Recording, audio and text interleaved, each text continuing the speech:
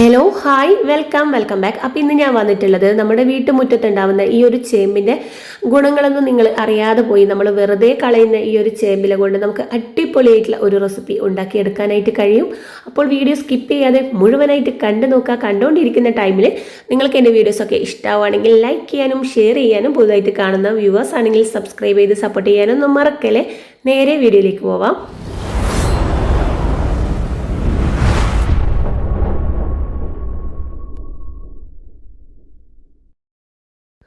ആദ്യം തന്നെ ഇതാ കുറച്ച് ചേമ്പില എടുത്തിട്ടുണ്ട്, നന്നായി ക്ലീൻ ആക്കിയിട്ട് എടുത്ത് വെച്ചിട്ടുള്ളതാണ് കേട്ടോ. അപ്പം നമുക്ക് എത്രയാണോ വേണ്ടത് ആ ഒരു ആവശ്യത്തിന് അനുസരണം എടുക്കാനായിട്ട് നോക്കുക. ഞാനിപ്പോൾ ഒരു 7 എണ്ണത്തോളം എടുത്തിട്ടുണ്ട്. നമ്മൾ നന്നായിട്ട് മൂത്തു പോവാത്ത ഇല തന്നെ നോക്കി എടുക്കാനായിട്ട് നോക്കുക. നമ്മൾക്കിപ്പോൾ വിരിഞ്ഞ് വരുന്ന ഇലയൊക്കെ ആണെങ്കിൽ നല്ല പെർഫെക്റ്റ് ആയിട്ട് തന്നെ നമുക്ക് റെഡിയാക്കി എടുക്കാനായിട്ട് കഴിയും. ഇനിയിപ്പോൾ നമ്മുടെ വീട്ടിലുണ്ടാകുന്ന ഇതുപോലുള്ള ചപ്പാത്തിയുടെ കോല് വെച്ചിട്ട് ഇതിൻ്റെ പുറകുഭാഗം നല്ലോണം ഒന്ന് പരത്തി കൊടുക്കുക. ഇതുപോലെ തന്നെ മുഴുവൻ ഇലയുടെയും തണ്ട് നമുക്കൊന്ന് പരത്തിയെടുക്കാം. അഥവാ നിങ്ങൾക്ക് പരത്താൻ ബുദ്ധിമുട്ടാണെങ്കിൽ അതിൻ്റെ ആ ഒരു പുറകു ഭാഗത്തെ ആ ഒരു തണ്ട് ഒന്ന് കട്ട് ചെയ്ത് കൊടുത്താൽ മതി കേട്ടോ. നമുക്ക് ഈ ഒരു ഇല മാത്രമേ ഇതിലേക്ക് ആവശ്യമായിട്ടുള്ളൂ. അപ്പോൾ അതിന് വേണ്ടിയിട്ടാണ്. അപ്പം ബാക്കിയുള്ള മുഴുവൻ ഇലയും ഞാൻ ഇതേപോലെ തന്നെയാണ് റെഡിയാക്കി എടുത്തിട്ടുള്ളത്. അപ്പം കണ്ടില്ലേ, ഇതുപോലെ നമുക്ക് നന്നായിട്ട് തന്നെ ഒന്ന് പരത്തി കൊടുത്താൽ മതി. പെട്ടെന്ന് തന്നെ അത് നല്ലോണം അതിൽ ഒന്ന് മെൽറ്റായി വന്നോളൂ കേട്ടോ. ഇനിയിപ്പോൾ നമുക്കൊരു കട്ടിംഗ് ബോർഡിലേക്ക് ഇതുപോലെ വെച്ചിട്ട് ഈ ഒരു നടുഭാഗം ഒന്ന് കട്ട് ചെയ്ത് കൊടുക്കാം. നടുവിന് ഇങ്ങനെ കട്ടാക്കിയതിന് ശേഷം നമുക്ക് ഒരുമിച്ചിട്ട് ഒരുപോലെ തന്നെ ഇത് 2 ഭാഗവും ഒരേപോലെ വെച്ച് കൊടുക്കാം കേട്ടോ. ഞാൻ അതുപോലെ ചെയ്തിട്ടുണ്ടായിരുന്നു, അതൊന്ന് സ്കിപ്പായി പോയതാണ്. 2 ഭാഗം ഒരുപോലെ വെച്ചതിന് ശേഷം നമുക്ക് നടുക്ക് നിന്ന് വീണ്ടും ഒന്നുകൂടി ഒന്ന് കട്ട് ചെയ്ത് കൊടുക്കാം. അപ്പോൾ ഇതാ ഇതുപോലെ ഒന്ന് കട്ടാക്കി എടുത്തിട്ടുണ്ട്. ഇനി നമുക്ക് ഇതൊന്ന് റോൾ ചെയ്യാനായിട്ട് വേണം കേട്ടോ. അപ്പോൾ ഈ ഒരു 2 പീസും ഒരേപോലെ വെച്ചിട്ട് വേണം നമുക്ക് ഇതൊന്ന് റോൾ ചെയ്ത് കൊടുക്കാൻ വേണ്ടിയിട്ട്. അപ്പോൾ ഇതാ ഈ വീഡിയോ കാണുന്ന പോലെ ഇതുപോലെ ഒന്ന് റോൾ ചെയ്ത് കൊടുക്കുക. അപ്പോൾ നമുക്ക് ഇത് കട്ട് ചെയ്യാനായിട്ട് ഭയങ്കര ഈസി ആയിരിക്കും. അപ്പോൾ അതിന് വേണ്ടിയിട്ടാണ്. അല്ലെങ്കിൽ നമുക്ക് ഇതൊന്ന് കട്ട് ചെയ്തെടുക്കാൻ ഭയങ്കര ബുദ്ധിമുട്ടായിരിക്കും. അതുപോലെയല്ല നമ്മൾ ഉദ്ദേശിക്കുന്ന ആ ഒരു രീതിയിൽ തന്നെ നമുക്കിതൊന്ന് കട്ട് ചെയ്തെടുക്കാനായിട്ട് കഴിയും കേട്ടോ. അപ്പോൾ തീരെ കട്ടിയില്ലാണ്ട് നല്ല തിന്നായിട്ട് വേണം നമുക്കിതൊന്ന് കട്ട് ചെയ്ത് കൊടുക്കാൻ വേണ്ടിയിട്ട്. അപ്പോൾ ഇതാ ഇതുപോലെ തന്നെ നമുക്ക് മുഴുവനും കട്ട് ചെയ്ത് കൊടുക്കാം. കട്ട് ചെയ്യുമ്പോൾ തന്നെ നിങ്ങൾക്ക് കാണുമ്പോൾ മനസ്സിലാകുന്നുണ്ടാവും നല്ല നൂല് പോലെയാണ് കട്ട് ചെയ്ത് എടുത്തിട്ടുള്ളത്. അപ്പോൾ ആ ഒരു രീതിയിൽ തന്നെ കട്ട് ചെയ്തെടുക്കാനായിട്ട് നോക്കുക. അപ്പോൾ കണ്ടില്ലേ, ഇതുപോലെ നമുക്ക് മുഴുവനും ഞാനിതാ കട്ട് ചെയ്തെടുത്തിട്ടുണ്ട്. നമുക്ക് കുറച്ച് അധികം തന്നെ കിട്ടിയിട്ടുണ്ട്. അപ്പോൾ നിങ്ങളുടെ വീട്ടിലെ ആൾക്കാരുടെ എണ്ണം അനുസരിച്ചിട്ട് നിങ്ങൾ ഈ ഒരു ഇല എടുക്കാനായിട്ട് നോക്കുക. ഇനിയിപ്പോൾ ഒരു ബൗൾ എടുത്ത് വെച്ചിട്ടുണ്ട്. ഈ ഒരു ബൗളിലേക്ക് നമ്മളിവിടെ കട്ട് ചെയ്ത് വെച്ചിരിക്കുന്ന ചേമ്പില ഇതിലേക്ക് ചേർത്ത് കൊടുക്കാം.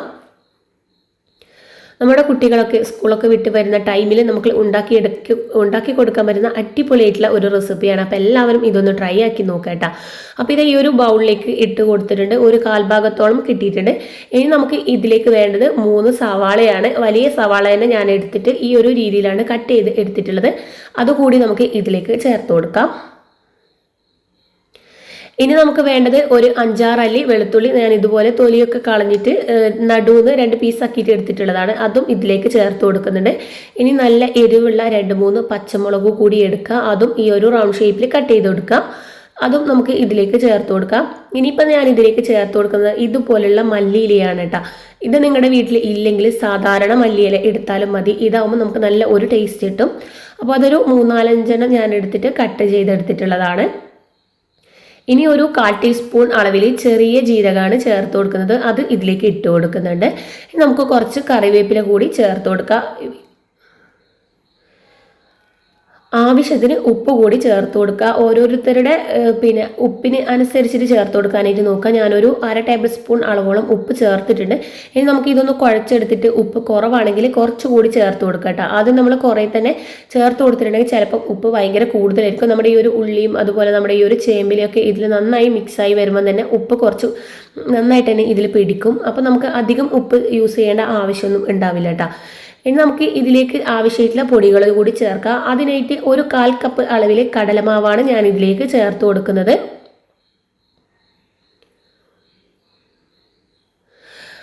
ഇതേ സെയിം അളവിൽ തന്നെ 1/4 കപ്പ് അളവിൽ അരിപ്പൊടി കൂടി ഞാൻ ഇതിലേക്ക് ആഡ് ചെയ്ത് കൊടുക്കുന്നുണ്ട്.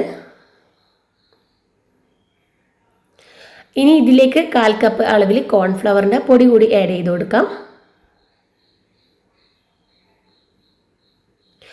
അപ്പോൾ ഇത് 3 നമുക്ക് ഇതിലേക്ക് ആവശ്യമായിട്ടുള്ള പൊടികൾ. ഇനി നമുക്ക് 1/4 കപ്പ് അളവിൽ വെള്ളത്തിൽ ആദ്യം തന്നെ നമ്മൾ കുറച്ച് വെള്ളം ഒഴിച്ചു കൊടുക്കുക. നമ്മുടെ ആ ഒരു ഉള്ളിൽ നിന്നൊക്കെ നന്നായി വെള്ളം വലിഞ്ഞു വരാനുള്ള ചാൻസ് ഉണ്ട്. അപ്പോൾ അതുകൊണ്ട് നമ്മൾ ആദ്യം തന്നെ കുറേ വെള്ളം ഒഴിക്കാതെ കുറച്ച് വെള്ളം ഒഴിച്ച് മാത്രം നന്നായിട്ട് തന്നെ ഒന്ന് മിക്സ് ആക്കി കൊടുക്കുക. എന്നിട്ട് വീണ്ടും വെള്ളത്തിൻ്റെ ആവശ്യമുണ്ടെങ്കിൽ മാത്രം ചേർത്ത് കൊടുത്താൽ മതി. ഇതിൽ നിങ്ങൾക്ക് ആവശ്യമുണ്ടെങ്കിൽ ഒരു മുട്ട കൂടി ചേർത്തിട്ടുണ്ടെങ്കിൽ കുറച്ചുകൂടി ടേസ്റ്റി ആയിരിക്കും. അപ്പോൾ ഞാൻ ചേർത്തിട്ടൊന്നും ഇല്ല കേട്ടോ. അപ്പോൾ നിങ്ങൾ ചേർക്കുന്നുണ്ടെങ്കിൽ നല്ലതായിരിക്കും. അപ്പോൾ അതിന് വേണ്ടിയിട്ടാണ് പറഞ്ഞിട്ടുള്ളത്.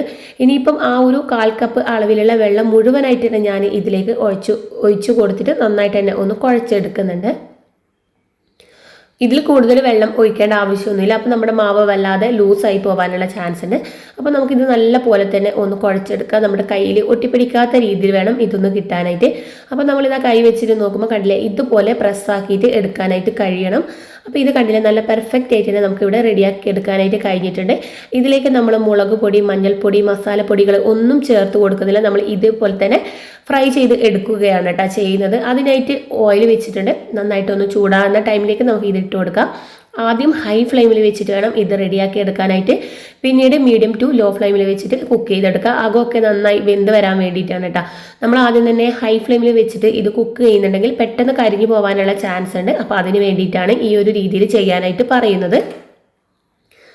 അപ്പോൾ നമുക്ക് ഇതുപോലെ മുഴുവനായിട്ട് തന്നെ ഇട്ട് കൊടുക്കുക. ഒരു ഭാഗം ഒന്ന് ഫ്രൈ ആയി വരുമ്പോൾ നമുക്ക് മറ്റൊരു ഭാഗം കൂടി തിരിച്ചു മറിച്ചു വിട്ട് ഗോൾഡൻ കളറാകുമ്പോൾ നമുക്ക് ഇതിൽ നിന്ന് കോരി മാറ്റാം. അപ്പം നല്ല അടിപൊളി ടേസ്റ്റി ആയിട്ടുള്ള സ്നാക്സ് ആണ്. കുട്ടികൾക്കാണെങ്കിലും മുതിർന്നവർക്കാണെങ്കിലും ഒരുപാട് ഇഷ്ടമാവും കേട്ടോ. നിങ്ങൾ ഒരിക്കലെങ്കിലും ഇതൊന്ന് ട്രൈ ആക്കി നോക്കുക. നമ്മുടെ വീട്ടുമുറ്റത്തുണ്ടാവുന്ന ചേമ്പില നമ്മൾ ഇങ്ങനെയൊന്നും ആവശ്യത്തിന് വേണ്ടിയിട്ട് ശ്രദ്ധിക്കാറ് പോലുമില്ല. നമുക്ക് ഇതുപോലുള്ള സ്നാക്സ് ഒക്കെ ആയിട്ട് കുട്ടികൾക്കൊക്കെ ആക്കി കൊടുത്താൽ അവർ വളരെ ഇഷ്ടത്തോടു കൂടിയിട്ട് കഴിക്കുകയും ചെയ്യും. നമ്മുടെ കുട്ടികളുടെ വയറ്റിലേക്ക് നമുക്ക് കുറേ വെജിറ്റബിൾസൊക്കെ ആഡ് ചെയ്യാനായിട്ട് കഴിയുകയും ചെയ്യും കേട്ടോ.